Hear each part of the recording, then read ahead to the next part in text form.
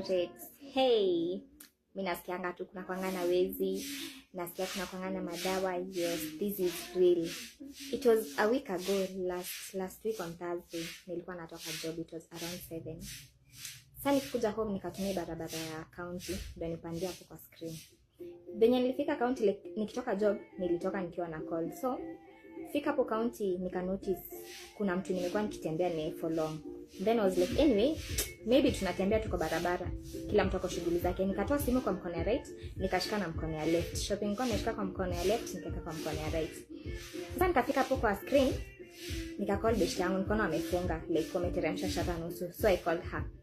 Nikamwambia, naona mmefunga, toka tuende. Immediately nimekata simu, niliweka simu kwa mfuko.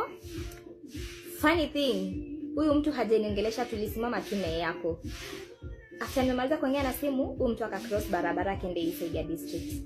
Tell me why. Nilikata simu na nikamfuata, tukavuka naye. Kufika district, tunafuatana tuna mtu hajaniongelesha, sijui hata naenda wapi by the way. Funny thing, hata nikiulizwa nilikuwa naenda wapi sijui. Kufika district, mtu akatokeleza nyuma juu, we were to cross.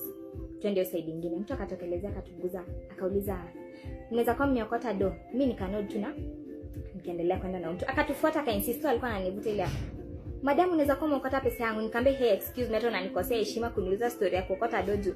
Umeacha watu wote kwa barabara ukuje uniulize mimi kama nimeokota do, hebu tuheshimiane."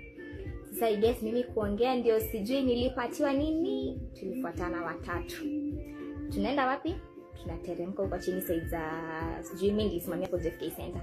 Fika JFK Center nikakuwa like, but at that time nilikuwa nishapeana simu, msiniulize nilipeania wapi, I even don't know. I know ni mimi nilipeana, hawako nitoa simu kwa mfuko.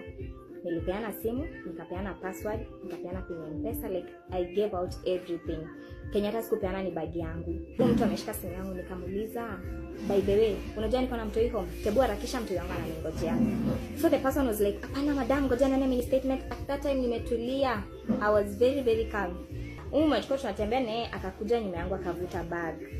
Akavuta bag yangu, nikavuta na mbele.